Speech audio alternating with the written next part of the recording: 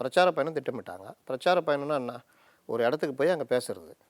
நீங்கள் பிரச்சார பயணம் போலையா? உங்களுக்கு பேசுறதுல பிரச்சனை. 2 நிமிஷம் 5 நிமிஷம் மேலே பேச முடியாது. அந்த 5 நிமிஷமும் சப்ஜெக்ட் வராது. எங்கேயாவது கொண்டு போய் இந்த ஜான் எழுதி கொடுத்து வாங்கிட்டு வந்து பிளாஸ்ட்டு அங்கிள் அது இதுன்னு ஏதாவது ஒன்று பேசுறது. அப்போ என்ன ஆகுதுன்னா, இவருக்கு பேச வரலன்றதை ஈடுகட்டுறதுக்கு ரோட் ஷோ நடத்த ஆரம்பித்தார்.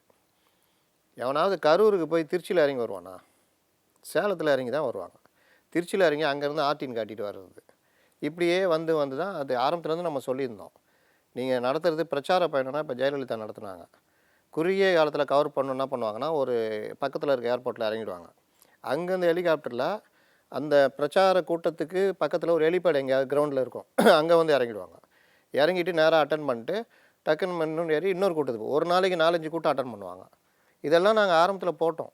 இந்த மாதிரிலாம் நீ ஃபாலோ பண்ணலாமே. அதை விட்டுட்டு அதுக்கு இது நேர் எதிராக இந்த மாதிரி பண்ணுறிய, டைம் வேஸ்ட் ஆகுது. ஜனங்களை நீ கூட்டிகிட்டு வரதுனால பொதுமக்களுக்கு பிரச்சனை வருது. எல்லாம் டிராஃபிக் ஜாம் ஆகுதுல்ல. எதை பற்றியும் கவலைப்பட மாட்டேன்னு சொன்னால்,